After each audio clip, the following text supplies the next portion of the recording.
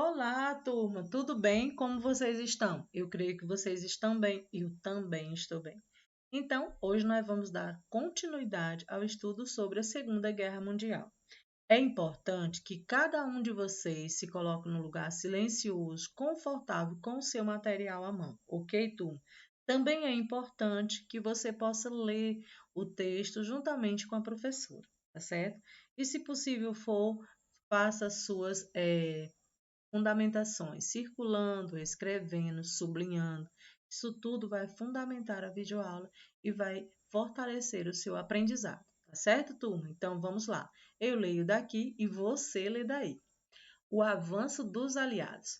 Em 1941, as forças do eixo estavam em evidente vantagem sobre os aliados.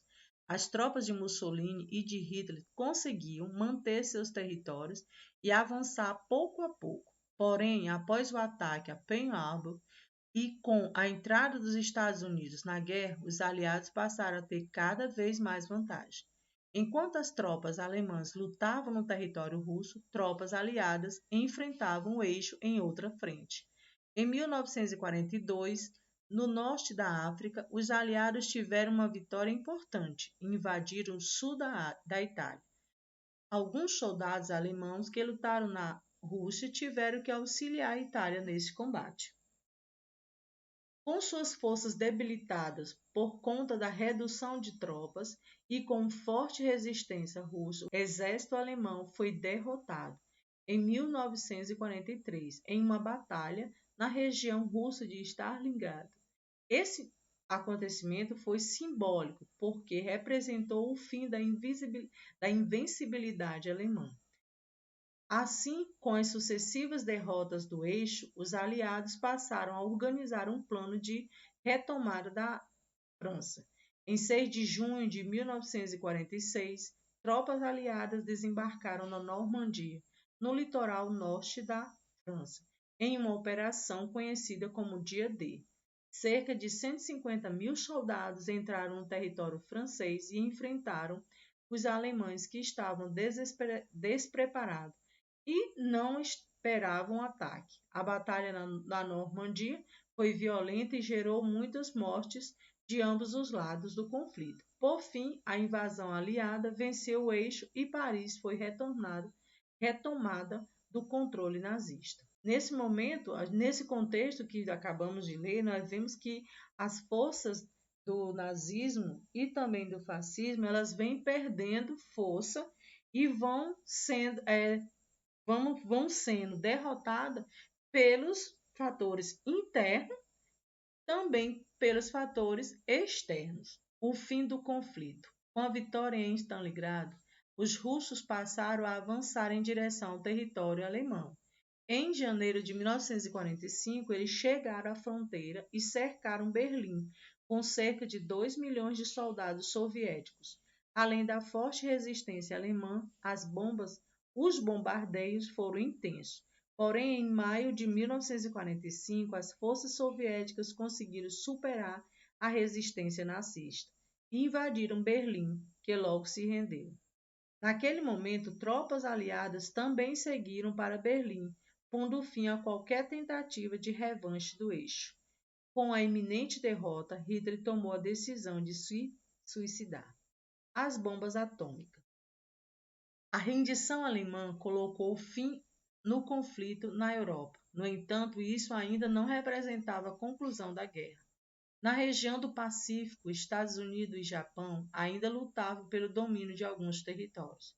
Em 1945, já bastante debilitados e sem ter como abastecer as tropas, as forças japonesas se recusavam a se render aos Estados Unidos. Nessa ocasião, o presidente dos Estados Unidos, Harry Truman, tomou uma decisão considerada muito polêmica. Ele resolveu atacar o Japão com bombas atômicas, com a justificativa de que o fim imediato do conflito evitaria mais mortes e perdas de soldados caso a guerra se prolongasse. Em 6 de agosto de 1945, uma bomba foi lançada sobre a cidade japonesa de Hiroshima, e 3 dias depois outra bomba atingiu a cidade de Nagasaki. O ataque afetou muitos civis de maneira que milhares de pessoas morreram durante o impacto das bombas e também pelo efeito da radiação. Os campos de concentração. Entre as políticas nazistas de combate aos seus opositores estavam os campos de concentração, locais de confinamento de presos políticos inimigos do regime e prisioneiros de guerra. Na década de 1940, esses locais também passaram a ser utilizados para abrigar grupos considerados inferiores, que não faziam parte da raça ariana e que prejudicava a tentativa de manter a suposta pureza alemã. Assim, judeus, homossexuais, pessoas com deficiência física ou mental, ciganos e afrodescendentes eram levados aos campos de concentração. Quando capturados, os prisioneiros passaram por um processo de triagem. Eles tinham de deixar todos os seus pertences, raspar a cabeça, muitas vezes além de seguir as rígidas ordens militares de convivência. No campo, as mais resistentes eram designadas para os serviços pesados, geralmente relacionados ao esforço de guerra. Como se isso não bastasse, os prisioneiros também serviam como cobaias humanas para experiências tidas pelos nazistas como científicas, passando por muitas humilhações. Grande parte da população alemã não sabia das atrocidades que ocorriam nos campos de concentração. A propaganda nazista manipulava a imagem do governo, escondendo a desumanidade que o caracterizava. Somente após a derrubada do nazismo na guerra é que muitas das crueldades praticadas nos campos vieram à tona, gerando um impacto traumático na população alemã. O Holocausto. Um dos grupos mais afetados pelas políticas segregacionistas nazistas foram os judeus. A princípio, eles eram identificados pelo governo alemão como uma estrela de Davi, para indicar sua religião. Muitos eram obrigados a viver nos guetos, locais especialmente destinados aos judeus. O gueto da Varsóvia, por exemplo, instalado na região da Polônia, continha mais de 400.000 pessoas, em sua maioria judeus. O dia a dia em um gueto era marcado pela vigilância constante, pela violência e pelas péssimas condições de higiene e de alimentação. No início dos anos de 1940, os nazistas estabeleceram uma nova política em relação aos judeus, passando a enviá-los aos campos de concentração. Nesses locais foram cometidas muitas atrocidades como essa população, que marcam até hoje a história do povo judeu. Além de participarem de experiências científicas, eram obrigados a trabalhar de modo forçado em condições desumanas. Ao longo da Segunda Guerra Mundial, grande parte dos judeus que viviam nos campos de concentração foi morta. A política de extermínio em massa desse povo ficou conhecida como o Holocausto e fazia parte dos planos nazistas de acabar com as populações consideradas impuras. Estudiosos afirmam que cerca de 6 milhões de judeus foram mortos durante as ações nazistas na guerra.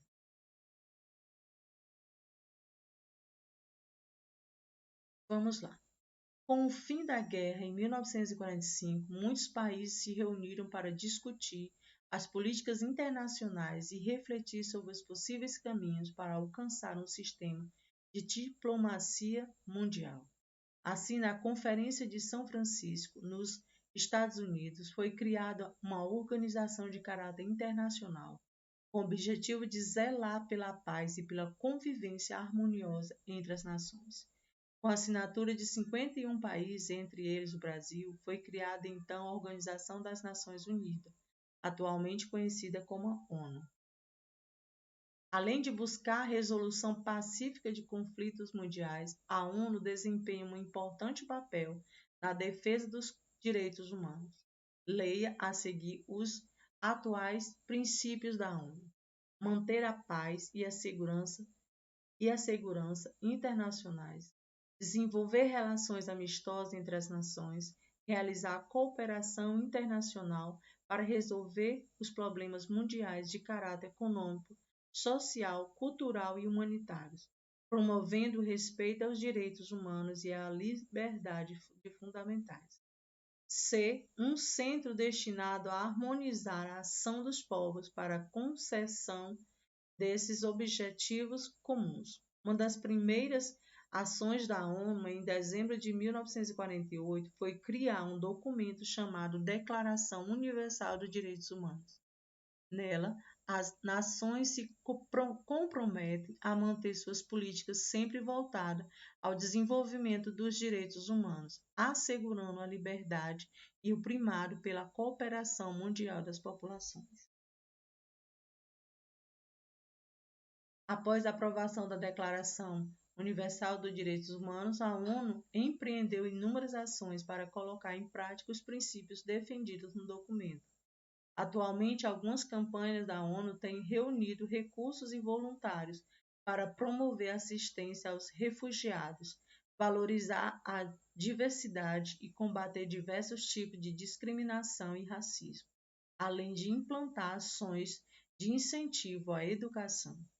A ONU é organizada em diferentes órgãos, cada um responsável por determinada função em sua administração. Um dos órgãos mais importantes é o Conselho de Segurança, formado por 15 países membros, sendo 5 deles membros fixos e os outros 10 formados por eleições periódicas. Os membros fixos do Conselho de Segurança são os Estados Unidos, França, Rússia, China e Inglaterra. Esses países possuem o poder de vetar decisões do Conselho e assim influenciar muito das políticas adotadas pela ONU, podendo inclusive deixar seus interesses prevalecerem nas decisões. Então, meus amores, essa foi a nossa aula de História. Espero que vocês tenham gostado. Espero também que vocês possam realizar as atividades com alegria e com êxito. Beijos e até a próxima!